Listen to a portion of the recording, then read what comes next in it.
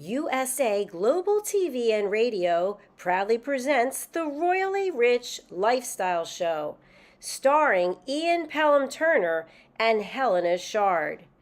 Brought to you in part by the British School of Excellence, Investors in People. This program is brought to you in part by the British School of Excellence and founder, Mr. Philip Sykes, building confidence, changing lives. Do you share our view that etiquette is a set of modern life skills that are essential for personal and professional success? Join us as an etiquette coach and change people's lives through the power of etiquette and manners. The last few days have been really amazing. I had a trainer course from the British School of Etiquette. And I must say it's been one of the best decisions I've ever made and one of the best investments I've made in my own training and development. Now, words alone will not describe the transformation and the positive path that I have traveled with the British School of Etiquette. I find I learned a lot from the lessons this time I came. The last few days with the British School of Etiquette have been fantastic. And what I've learned now is really beyond my expectations. This is the most rewarding experience and the best investment I have made this year. It was just great. I learned so much, and when I go back to Belgium I will incorporate a lot of it into my day-to-day life and business. It's been absolutely wonderful for the whole week that we were here. I feel transformed, and I feel like blowing a trumpet and tell people, come and do this school, this class is the best, this is the best school ever. You should take it. It will change your life immediately. I am now able to teach other people how to bring the best of them. Thank you. Thank you, BSc. Thank you. Thank you so much. Thank you. Thank you to our clients for their testimonials on the Train the Trainer program. Our exponential and global growth is so significant that we have evolved from the British School of Etiquette to the British School of Excellence, where we're investors in people. Let us invest in you and your career. Contact us to become an etiquette coach. Go to thebritishschoolofexcellence.com. Start your career and elevate your success today. Royals in hospital. Oh my goodness, a young blind boy wows an audience. And the most sensational aristocratic wedding of the year. And the life and times of Coco Chanel. All this and more on ALB UK Television, the Royally Rich Lifestyle Show. Let's roll the titles, let's get on with the show.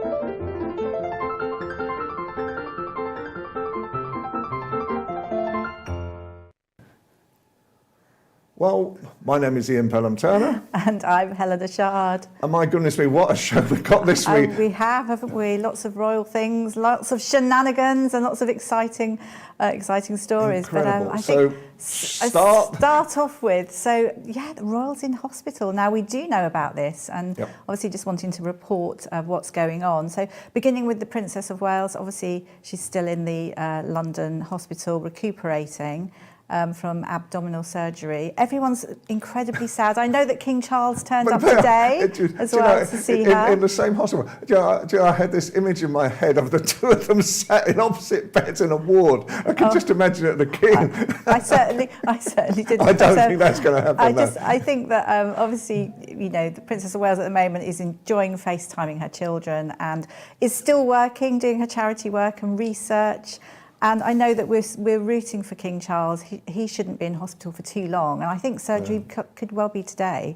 I'm waiting to hear. But, the good news is he really has helped. The NHS website has received so many people looking into about enlarged prostate. I think something like 20 7,000, whereas normally it would be, I don't know, 1,400. So good on him. I think he's really done us proud there. Well, you could imagine how the Crown might have dealt with or something like this. You can just imagine them in sort of in the same ward, and then lackeys coming in with their silver trays. Something tells me the Crown is not. It's not the end. It's not the end. They say it is, but I don't believe it at all. And obviously we've got Sarah Ferguson as well. Absolutely. Just as we thought, it couldn't get any more. Sarah Ferguson, but actually, thankfully for her, she's got a great surgeon, and I do realise she's just obviously getting over breast cancer, and it's happened. She's been told about this melanoma, and it's all within 12 months. But he noticed some moles on her with slightly weird, irregular shape. So she's lucky to have that, because that malignant melanoma is really rapid. I think we wish all the royal family well at the moment, because poor old Prince William must be going through it at the same time. Doing the school run. Doing the school run, but there's the mum-in-law and sister-in-law are all helping out. So I think everyone to get, and not to forget as well, all the royals that are stepping up. Everyone's had to step up. Queen Camilla, amazing. She's racing around doing loads of things, doing all her charity work. And she actually, I don't know whether this is a PR stunt or not, but she actually turned up. It was a jeweller's. The jeweller's was something like 175 years old, something like that. But she had odd earrings. So one of her earrings was her traditional one she wore to her wedding, had standard pearl clip-ons, and the other one was quite a gold, jewelly, glitzy earring. I reckon Do we think she's been watching Coronation Street. Oh, come on! I think maybe I don't know what to think. I'd like to think she was being a trendsetter, but I'm not sure. Something tells me if you're younger and a bit more jazzy that you'd be a trendsetter. I don't know. Anyway, and of course we've got Sophie as well. She really is stepping up hugely. The Duchess of Edinburgh. Duchess of Edinburgh, and she's been at schools and she's been abroad, but she's been even talking about menstrual health. Goodness me, which is a first. And she was always described, I think, even by Prince Philip, as the royal family's secret weapon. She is. Well, let's just say, I think really the Princess of Wales, I think the sadness of her not being around for the next few months is slightly concerning. And she, obviously, I think is the jewel in the crown. But of course, Duchess of Edinburgh is brilliant. And not to forget, she's got a background in PR, so she's really fabulous. And they've all been, it's like, as well, they've been wearing the woolen scarves. I don't know if you noticed, there's these like little woolen scarves that King Charles gave everyone for Christmas. Okay. And that was a collaboration with the Prince's Foundation and Highgrove. So I think that was a little nod to King Charles. And and also not just the Duchess, I think Prince Edward as well. He's been in St Helena's, and that's why I'm mentioning it, which is this remote little island with a tortoise who's 191 years old called Jonathan. And I just had to say it because I haven't heard of a little island called St Helana's. Well, absolutely. So that sounds great. But also we hear, or we're understanding that perhaps even Queen Camilla, may be a peacemaker as well. Well, what do you think about that? What's the goss? Queen Camilla being a peacemaker, or are we talking about the Duchess of Edinburgh? I think they're all peacemakers. I think they are. I think everyone's stepped up. I think everyone wants to do. I'd say the Duchess of Edinburgh is more of she's a far. I don't know. She's really. I don't know. She's slightly different to Queen Camilla, although I think they've got similar traits. I think they're very down to earth. They just get on with the job. And they want what's good. They're good communicators and got great empathy. And I always say, great empathy, and it goes such a long way. Absolutely. And there's a lot of scandal and all sorts of... In this new book, you've got this new book today. This new book. Oh, OK, I'm going to show this new book. Now, this is Robert Hardman. He's a fantastic journalist, world-renowned, very well thought of by the royal family as well, and has done some great... I wonder after this book. No, I think it's really good. So this is New King, New Court, Charles III, the inside story. So there's some really good scoops in this. So all the things that everyone's been asking us, like what did the late Queen really think about Harry and Meghan, naming Lilibet and things like that. So, there's lots of different things, and it's super, and I think everyone should rush out and buy it. That's what I think. I totally agree. Now we move on to Windsor Castle at the moment. There's now producing or presenting Queen Mary's Doll's House. This is fascinating. It is fascinating. It's a little, I'm just trying to think, it's a small, yes, the Green Rose Doll's House. So this doll's house, which actually I was speaking to friends and quite a few people have been to see it already, and it is great. So it's celebrating the 100th anniversary of this doll's house at Windsor Castle. It's the largest, most famous doll's house in the world. Leading architect, believe it or not, Edwin Lutyens actually designed it, and there's 1,500 of the finest artists, craftspeople who actually designed everything for it. I mean, I just think it's incredible, all manufacturers of the early 20th century. Well, the thing that amazed me was that it has a wine cellar. It does, with wine bottles. And the bottles are miniature wine bottles with wine in it as well. I mean, the attention to detail is incredible. It is, absolutely. And the literary names actually all in the bookshelves, incredible. The cellar, the garden, and it's 1/12 to scale, so it's obviously tiny. As true to life as possible, includes electricity, running water, even working lifts. Can you imagine? Absolutely. So everything's beautifully furnished and waiting to be explored. So is this the design for your new property? Not quite, but I think I have to say, like, if you look at the bedrooms and everything, it's fascinating. The attention to details and actually watching the people that, if there's a problem and they have to fix things, it's just incredible. Absolutely. And also not to forget, do you remember the playhouse? Yeah, Queen Elizabeth's playhouse? Absolutely. The little cottage, which was given by the people of Wales. Yep. Beautiful. And in fact, that is now in the Duke and Duchess of York's garden. Because obviously that was the that's where it was transported. Because they may be pushed into that. No, but obviously the grandchildren are probably really enjoying it, aren't they? I can imagine. I'm sure they're absolutely enjoying it. So that was enjoyed. For all the generations of children, I'm sure they're all enjoying it. And that was for Queen Elizabeth when she was 6. Well, there you go. So some incredible royal stories. Now, I was fascinated this week by a young man called Chapman Shum. Yes. And Chapman Shum has been playing at the King's College Hospital in London. He is, I think he's about 11 or 12 years of age. He's totally blind, but the most incredible pianist as well. So I think we're just going to have a short snap of Chapman just playing something very briefly.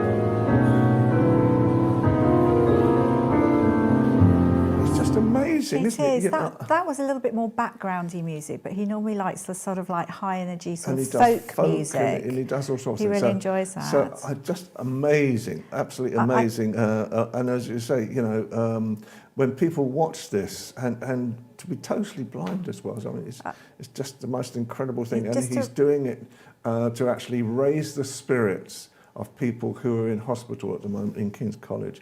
But I think you have a story on the most aristocratic wedding of the year. Well, actually, to begin with, I would say it's Hugh Grosvenor, who's the 7th Duke of Westminster. Now, he's a real power in central London. And yes, it's his social wedding of the year, which is on the 7th of June. And there is so much that he does. I mean, he's worth about 10 billion, I think. Billion? 10 billion, yeah. He took over from his father in about 2016. He owns most of central London. Well, it was it must be it's the global property side, isn't it? Yes. That's obviously worth a fortune. But he's also, King Charles is his godfather, yes. and his he's godfather to Prince George, which I think was quite interesting. But he does a huge amount of good. His philanthropic side is vast. He's the chair of the trustees of Westminster Foundation, which is a charitable organisation, and it focuses on helping vulnerable youth and, you know, in moving forward. Yep. And if you think about it, we also know, what's his name again, the young artist that we Langley know? Oligarchy, who is the tremendous painter, who's supported by the Duke of Westminster's foundation as well. Yeah, no, which is great. And, you know, we're really looking forward to this wedding. He's marrying Olivia, and we're excited. There is a slight upset in a way that I don't think Prince Harry and Meghan are going to be invited because of it's going to be a little bit awkward. I know. But there's so many great charitable things that they support, absolutely. which is great. And just finally, because we're going to be short of time today, Coco Chanel. So her exhibition in London at the V&A, but also basically photographs of her Paris flat have been issued as well. So. Yeah, I know, but just to say that Coco Chanel is a great exhibition. It's been extended to the 3rd of March, the 10th of March 2024, because it's been incredibly good. And one of the things I know, a girl should be two things: classy and fabulous, and that's what she's really known for. And I think we're just going to show some of the images that are both of the... and just to remember, it's the Gabrielle Chanel Fashion Manifesto show, first UK exhibition of its kind, dedicated to her life. Obviously, also to the Coco Chanel establishment. So these that you're seeing on screen right now, these are images at the V&A at the moment. Because not to forget as well, because she's really known for her suits, her wonderful suits, and her little black dress. You know, the iconic black dress, which was great. And just interestingly enough, her name Coco is not her real name. She was actually a singer in clubs, and that was her little name that she was given. Perhaps we can also just show very quickly some of the images as well of her Paris flat that looks absolutely amazing again. Hopefully we can see that in a second. But just to say that the Paris flat has been restored by interior decorator Jacques Grange. And this apartment on the second floor, 31 Rue Gambon, was classified as a historical monument by the French Ministry of Culture in 2013. And if you look, I mean, it's very ornate, isn't it? It's very, very bright. It looks like my flat, not. I wish it did. I've got a nice flat. So anyway, we must stop there because our first guest is coming on in a second. So we're going to take a short break. And then we'll be straight back. To Chrissy.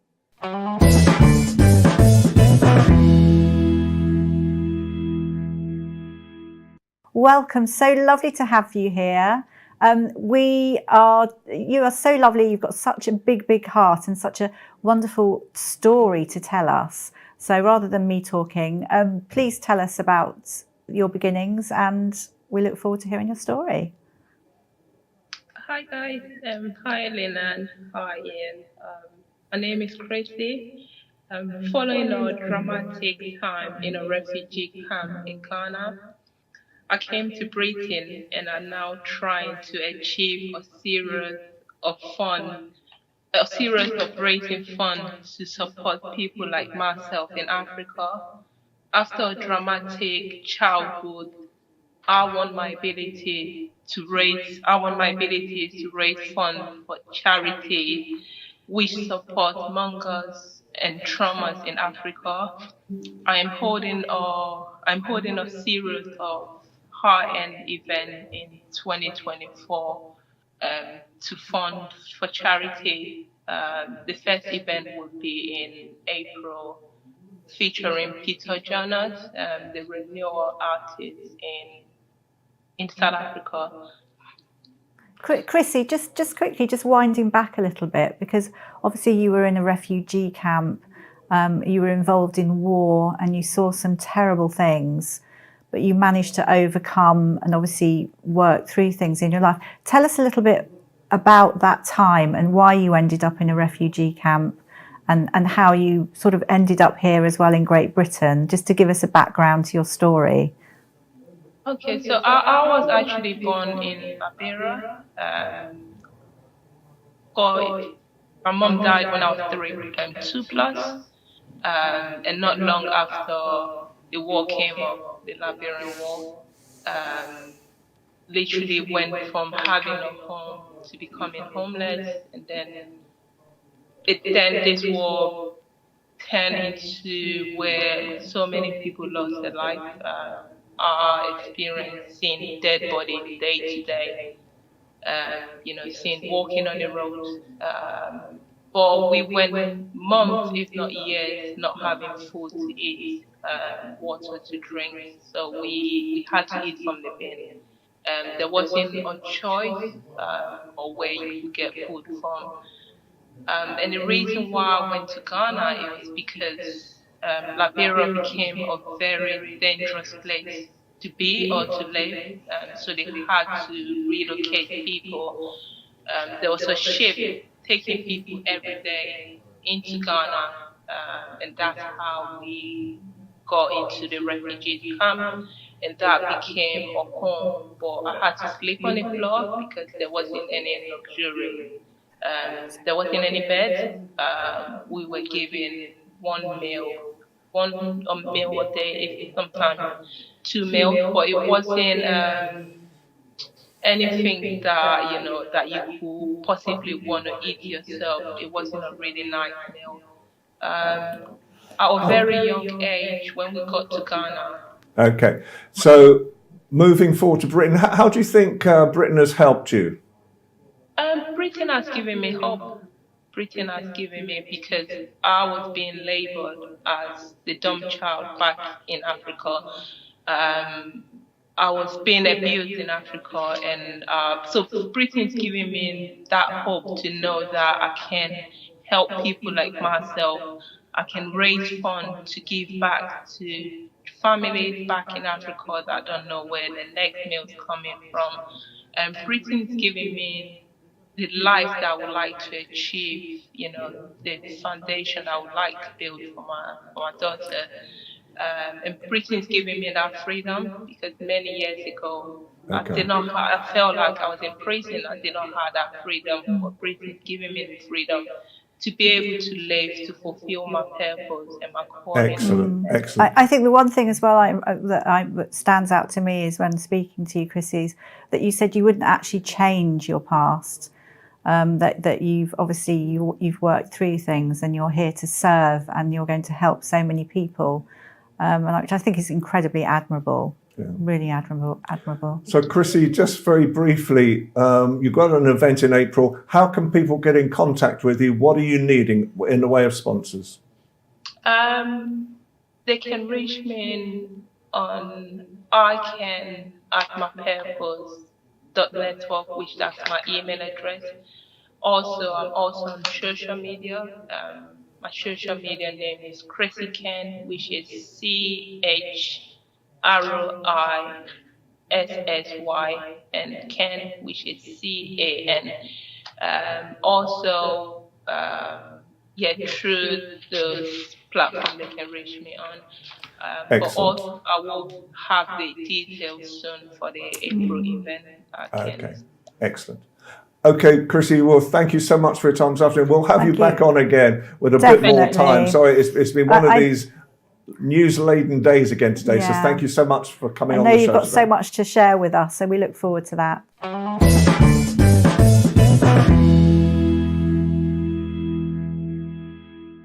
Okay, now we have the wonderful Philip Sykes from the British School of Excellence, and he's going to talk to us about taking a leap. Well, take it away, Philip. Hello, everyone. How are you all? And it's a most wonderful day here in the United Kingdom. It's sunshiny. Good to see you. You too. Wonderful to see you, Helena. Yeah.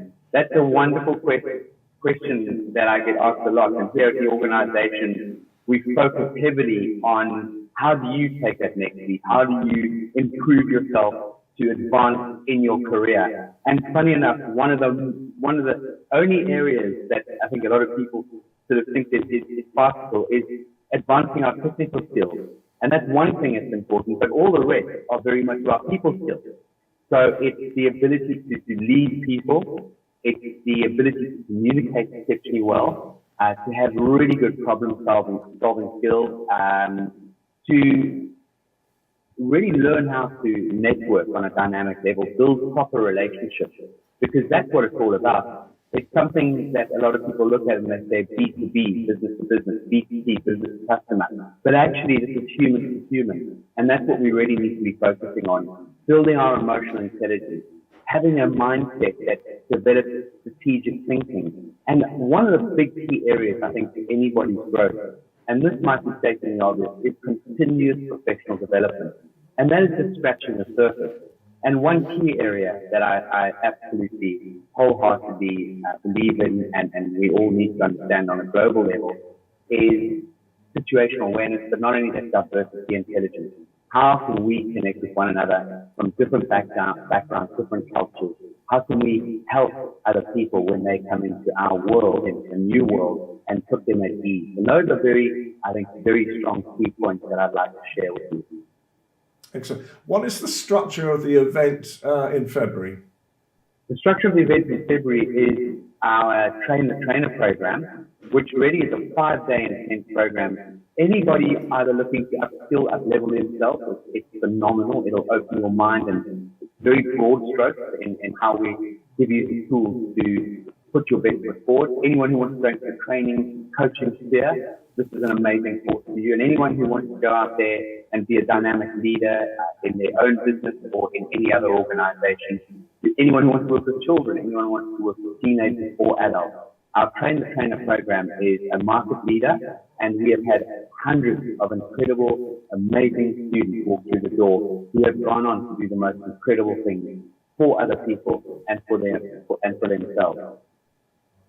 Brilliant. So is that an online course then? It is an online course in February. We do it through Zoom. The good news is we're launching an in-person in June, and believe it or not, without even marketing it, and this is hallelujah, is we've already got 3 students signed up for the in-person Train the Trainer in London in early June, which is hugely exciting. Philip, what do you think makes a good leader? For me, empathy. I think empathy is one of the biggest attributes that any good leader can adopt and accommodate. And it's about how do you make people feel? How do you connect with people? Are you listening to their needs, wants, desires? Are you giving them the ability to expand their opportunities? Are you helping them into becoming better leaders and better sort of mentors for whoever they're guiding in the area? Empathy is definitely number one. And I think adopting a very strong creative mindset along with building your emotional intelligence. Is there a target age for you, or can anybody of any age really sort of take on this type of leadership and work? Well, yeah, if I could wind back the clock, I don't have too many regrets, but I think the earlier one can take on a mentor in life, I would encourage anybody to take on coaching and mentorship. So we start with 6-year-olds, and we go right up to the oldest person that walks through the door with a 78-year-old woman from Cyprus who wants to finish off the last years of her life coaching and training and helping people, taking her experience to guide and steer youngsters for the future. It sounds so good. I was just thinking that myself and Ian, we haven't taken your course yet, so we need to give it a go, Ian. We need to sort of have a listen to all this at the same time. So, Philip, how can people get in contact with you again? Because for this course especially.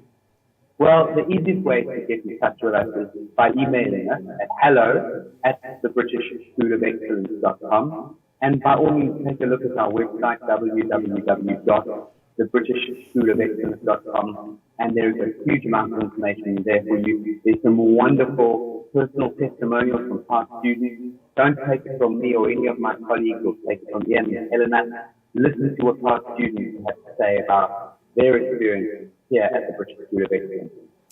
And just very finally, because as always we're into time, are you talking about a leap of faith as well, or just a leap of moving forward? Both, but in the sense of leap of faith, we all have to have faith. We all have to believe in ourselves, because it starts with us. It starts with us. If you've always done what you've always done, you're always going to do what you've always done. And that's a comfortable place to be. We need to challenge ourselves. We need to put our best foot forward. We need to look at every single day as an opportunity to learn, to grow, and to go on to succeed. Philip, thank you so much for your time this afternoon again. As always, the most... I think one of the most interesting parts of the show is your experience and your advice each week. So thank you so much for coming on the show again today. Have a wonderful rest of your day and an amazing weekend. Thank you. Thank you. Have a good one. Thank you. Well, we have to... No, I think it's really great. Just honestly, we've got some amazing people. So lovely to have heard Chrissy's story and Chapman Shum as well. I mean, how inspiring to be able to help people and to encourage them to find emotional strength, which is what it's about. And obviously that's what Philip does too. So we're so thankful to have such good people around us. And just finally, from an Albanian point of view as well, it's Global Memorial Holocaust Day today. And we must never forget, as well at the same time, that Albania helped to save tens of thousands of Jews during the Second World War as part of that. So I think we should always commend what Albania's done at the same time. But as I say, for me, Ian Pelham-Turner. And from me, Helena Shard. Have a great day, and we look forward to seeing you again next week. See you and next have we got a show for you next week? We will. Have we? We have. Of course we have. Bye for now.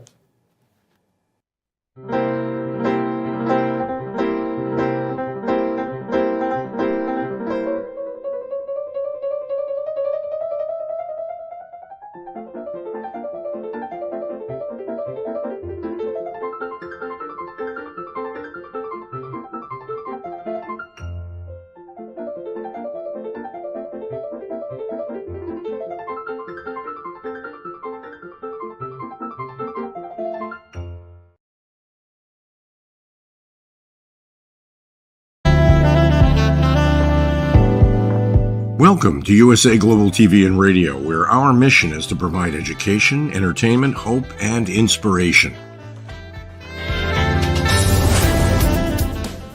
USA Global TV and Radio connects you with experts and audiences all around the world every single day to help you succeed in business and to live a richer life.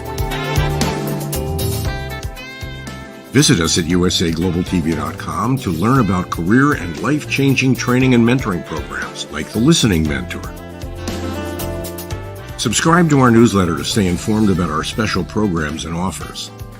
Discover how you can become a guest on one of our shows or a host or producer of a USA Global TV and Radio show of your very own. That's USA Global TV and Radio, where the doctor is always in.